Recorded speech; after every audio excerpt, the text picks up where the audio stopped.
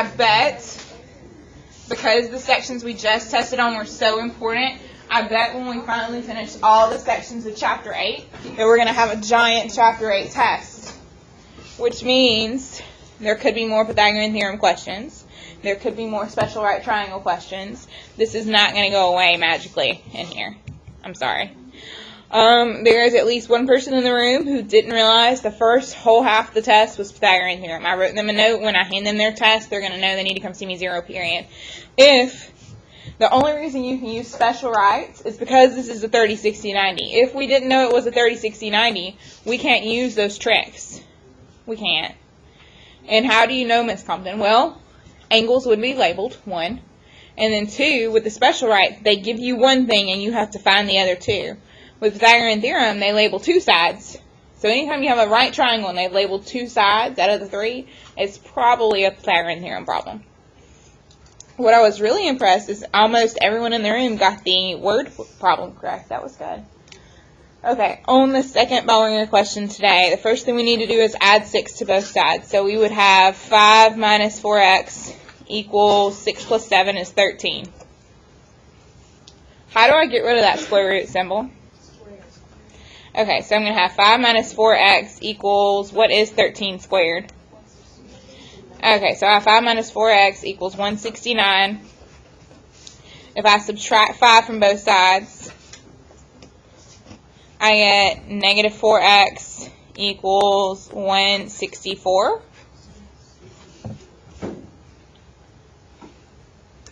And when I divide both sides by negative 4, what do I end up getting? Okay, but if I was guessing,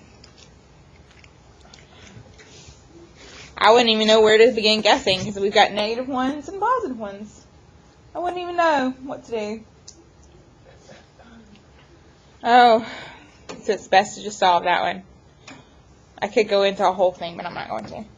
Okay, so today we're starting the new section. We're actually going to start talking about trig. So if you had me sign off on Algebra 2 with trig, or you were wanting to take Algebra 2 with trig, we're finally going to get to the part that is the trig. There's part of it in geometry that we cover. We cover what's called right triangle trig, because Lord knows anything that has to do with a triangle we're going to talk about in geometry. Okay, so what I'm going to do is I have my blue calculator to show you how I'm going to do it there. Derek, I see you. Let me finish my rant. I'm going to show you how I type it in on my blue calculator, and I'm going to show you on my yellow calculator. So if you're using one of mine, you'll be just fine. And if you have a special one and you want me to help you with it, I can try. What we're going to learn about today is that some calculators are weird. Some calculators, I'm going to call them backwards calculators. So if you have a backwards calculator, I'm going to have to spend some time with you to teach you how to talk to it. It's like some people have a Samsung or whatever, an Android, and some people have an iPhone. Different calculators get talked to different ways. So it just depends on which calculator you have. So, and how do I know I'm going to need a calculator? When anytime it says decimal and nearest hundredth, I can kind of tell this is going to be a calculator kind of thing. So if you need to get up and get one, go ahead. Hundredth means how many decimal places?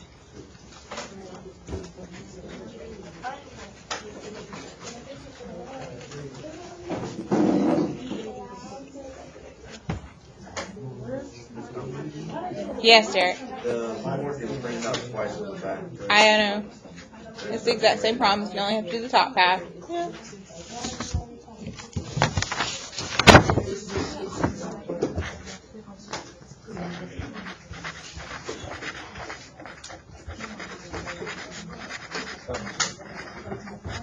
Okay, so you know how great you are at reading directions. So I made fun of Junior on Thursday because we had those problems that said, is it right, is it acute, or is it obtuse, and he just wanted to put yes or no. Funnily enough, I had someone in 8th period who did that. Funnily enough. The whole point of me referencing that is that make sure you follow the directions. If it says 10,000, that means 4 decimal places. If it says 100, then it wants 2 decimal places. Make sure you give me as many decimal places as it asks for. If you're not sure, I would rather give Miss Compton too many than too few. That's my goal. That's why I'd rather give them too many than too few. So if you're not sure, give me more. And you know how to round. So like if it's a 0.5, it might round something up, and if it's 4 below, it might round something down, but we'll get to that as we go. Okay, so I don't think you've heard these words before, but trig involves some trig functions. So there's sine, obviously 1 and 4 are dealing with sine. I know it looks like sin, but it's pronounced sine. And then the cos, that's cosine. And then the tan is tangent. So if you want to write them out, there's sine, there's cosine, and there's tangent. Tangent. Now, those 3 words mean something in algebra 2 with trig, but for us, it's just going to mean which part of the triangle they're wanting. Sine tells you they want this specific piece. Cosine tells you they want this specific piece. So, there's a little acronym to help me remember who goes with who. We're still going to have the hypotenuse. The hypotenuse is never going to change. He's still there. But instead of having short leg, long leg, or instead of having legs, we're going to have an opposite and we're going to have an adjacent. And it just depends on where they're asking from. So for instance, on number 1, they ask about the sine of L, so this is the angle they're using. What side of the triangle is opposite of angle L? The 12 or the 35? What side of the triangle is opposite this angle? The 12. So the 12 would be the opposite side. I'll spell it out and everything. And the 35 would be the adjacent. But the reason I knew that was the opposite is because it was across from angle L. So, life could change. They could ask about angle N. For instance, number 4 is going to ask about the sine of angle N. Well, the side across from angle N, the opposite side from N, would be the 35. So then that would be the opposite. And that would make the 12 the adjacent. The hypotenuse is never going to change.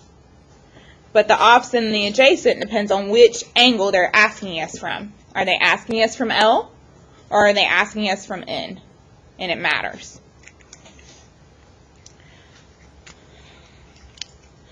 Okay, so your math teacher taught you lots of little tricks. For instance, everyone in the room knows PEMDAS. Like, please excuse my dear Aunt Sally. Everyone knows that. So there's a new one. You've probably heard it before. I'm really not sure. So today, I'm going to teach you. It's called SOHCAHTOA. There's a YouTube video I can post on if you want to watch it. But it's called SOHCAHTOA. If you can remember SOHCAHTOA, if you can remember this acronym, then you can do everything we're going to need to do for the next couple days. So, obviously the S is for sine, the C is for cosine, and the T is for tangent. And then the rest told you who goes with who. Obviously, sine wants opposite over hypotenuse.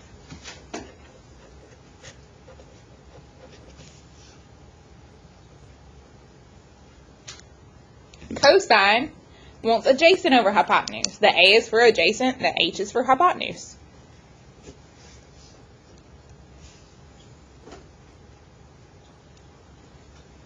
I don't know if you want to label it up there too. I can label everywhere. Opposite, hypotenuse, adjacent, hypotenuse. Obviously, tangent is opposite and adjacent. So every single problem, Kevin's going to give me a fraction. Then he's going to type it into the calculator and give me the decimal. But he's going to know which fraction to give me depending on if they ask for sine, cosine, or tangent. Okay, so I just remember SOHCAHTOA off the top of my head. I do. But if you need a cute little acronym that's some old hippie called another hippie tripping on, we'll say apples. So if you can't remember it, it's some old hippie called another hippie tripping on apples. We'll go with apples, but it's really not apples. I just know SOHCAHTOA. Okay, so back to, is there any questions about all this little acronym stuff I got going on? Well, then let's start answering the problems. The first one wants to know about the sign of L.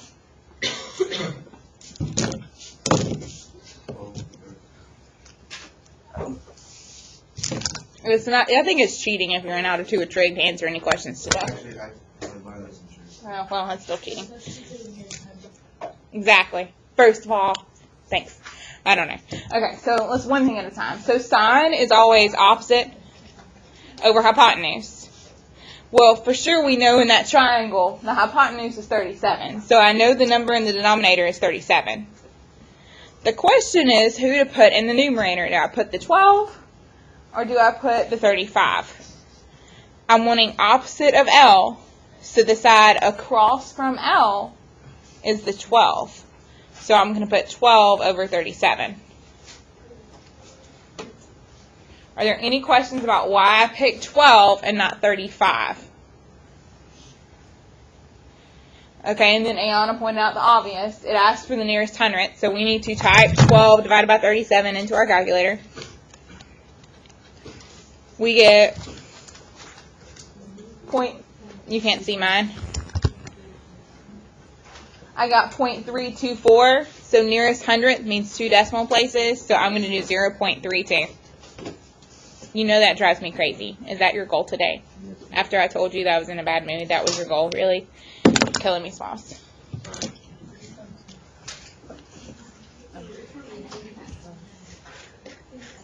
Okay, so if we're good with that, then let's go on to cosine. Cosine is always adjacent over hypotenuse. Well, no matter what, the hypotenuse is 37, so I know 37 is going in the denominator. But the question is, who is adjacent?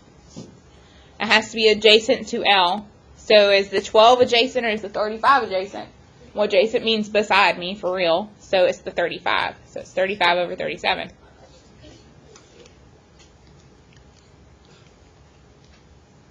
Okay, I typed that in my calculator and I get 0.945.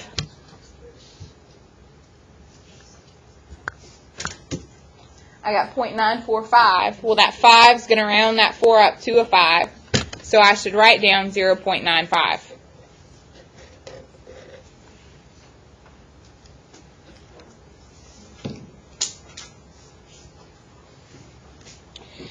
And then we get to L, tangent of L. And tangent's always opposite over adjacent. Well, if I'm at L,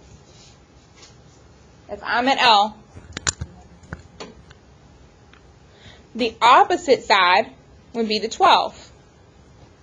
The adjacent side would be the 35. So I'm going to do 12 divided by 35. And I get 0.34.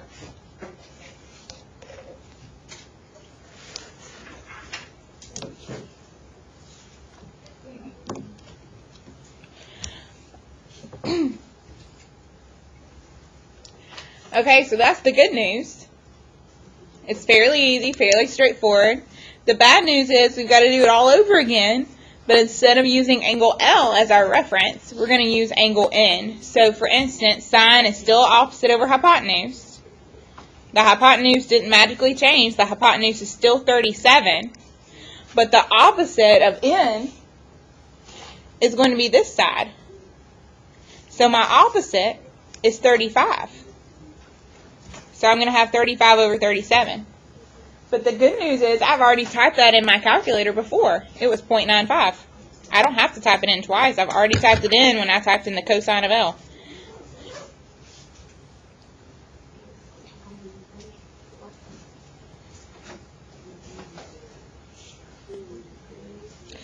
And then cosine is always adjacent over hypotenuse. Well, the hypotenuse is still 37. That's still not going to change.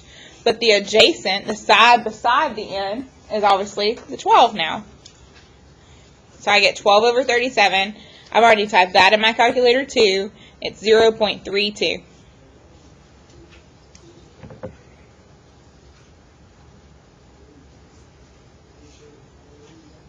It's no coincidence that we got the same numbers for the cosine of L and the sine of N. It's no coincidence that we got the same numbers on 1 and 5 either. There's a reason. Okay, and then we get to the tangent. Tangent's always opposite over adjacent. Well, the opposite of N is 35. The adjacent of N is 12. So I'm going to have 35 over 12. So my answer is not 0.34. That was a different fraction. I'm going to have to type this one in. I got 2.916, which means I need to put 2.92.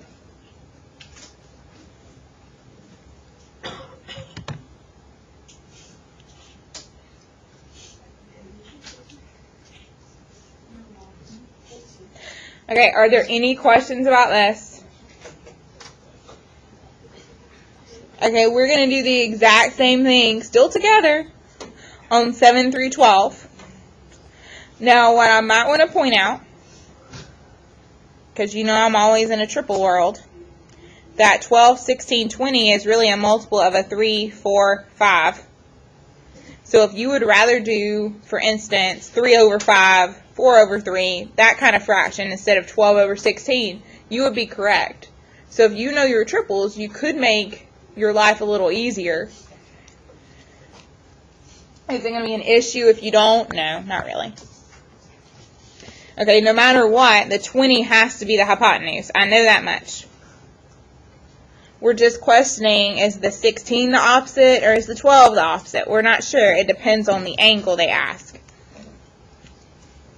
So at first they ask for A. They ask for the sine of A. Well, sine, if you think about SOHCAHTOA, sine is always opposite over hypotenuse. What side is opposite angle A, the 12 or the 16? 12. So opposite over hypotenuse, I'm going to have 12 over 20, which is 3 over 5 if you did that instead. I'm still going to need the decimal.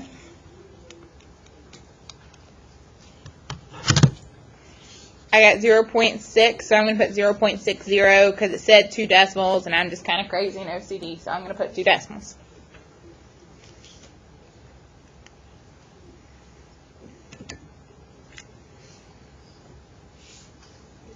Okay, using the same angle, they asked for the cosine. Well, cosine is always adjacent over hypotenuse. Well, I know the hypotenuse is 20. That I can't mess up. The adjacent is going to be the side next to angle A. It's not the hypotenuse. So it has to be the 16. If you put 4 over 5, you still have the right answer.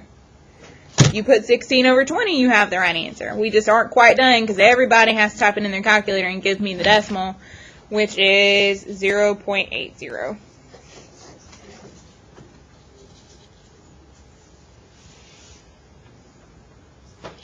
And last but not least, with angle A, we need to do tangent, which is opposite over adjacent. Well, opposite of A is 12. Adjacent is 16, so 12 over 16. If you put 3 over 4, you're not wrong. 12 divided by 16 is 0.75. Thank you, girls.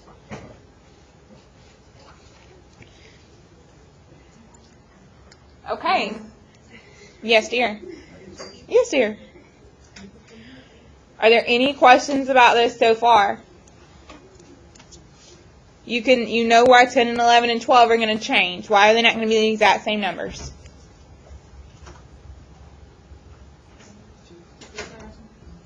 Because they're asking from B. They're asking from a different reference angle. So when we're looking at B, the opposite's actually the 16. So, for instance, we need opposite over hypotenuse. The hypotenuse is still 20. That doesn't change. But the opposite of B is 16. So we end up getting 0.80. Yes, I know those two answers match.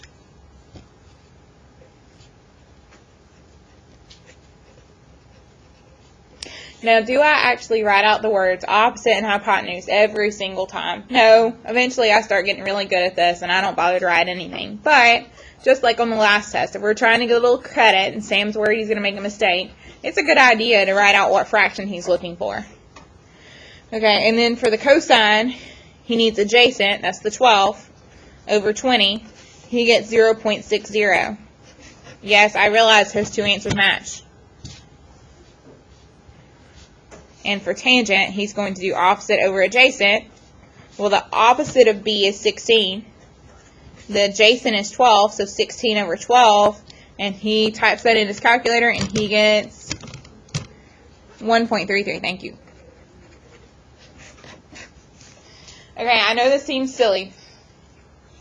Believe me, I understand that. Sometimes they like show you the one little water droplet in the bucket, and they don't show you the big picture. But I swear if you can follow this, and you can understand this, this is going to help us with trig, because this is called right triangle trig, and this gets us to bigger and better things. Okay, so Derek's already cheated and looked at the back. I am going to do those bottom three, but let's look at the back for a second. The first five and the bottom five are the exact same. They're the exact same problems copied twice. You only have to do one set. So if you want to mark through the bottom set so you don't think about them, that's fine. They're the exact same problems. Okay. It looks like you don't have to do much today, but if you read the directions, you have to find the sine, cosine, and tangent from J, and the sine, cosine, and tangent from L, and then the sine, cosine, and tangent from J, and then the sine, cosine, and tangent from L. So there's a lot to do on 1 and 2. Yes, I know there are repeat numbers. If you're smart enough to figure all that out, just write down the answer. Okay, but if Harrison's paying attention, I've not shown him how to do 3, 4, or 5 on his homework tonight. Just like I haven't shown him how to do the bottom 3 on our notes. Are there any questions about what we've done so far? Okay, well then what you should notice on any calculator is that there is a button for this. There are trig buttons. There's my sine, there's my cosine, there's my tangent button. There are buttons on my calculator for this. Okay, and there are even buttons on my fancy yellow calculator. Again, a sine, a cosine, a tangent. If your calculator does not have a sine, cosine, or tangent button, you need to borrow one of mine for this chapter. You do. Okay, and we're going to check it right now. But again, you realize if you have your own calculator, once we set it, it's good to go. You realize my communal calculators are used all day long, so there's no telling what settings they're on. It's going to be just as easy as you think. I'm going to press sine 30 and then enter. But it's only going to give me the right answer if my calculator's in the right mode. So we need to check our calculator. On your calculator, is it like mine? Does it say DEG in the bottom? If yours says DEG, the way I see DEG on my screen, then that means yours is good to go. Look, it shows DEG. Where is it? DEG. We want it to say DEG on that screen. If it does not say DEG on that screen, we need to talk about how to fix it. Is there anyone whose calculator does not say DEG?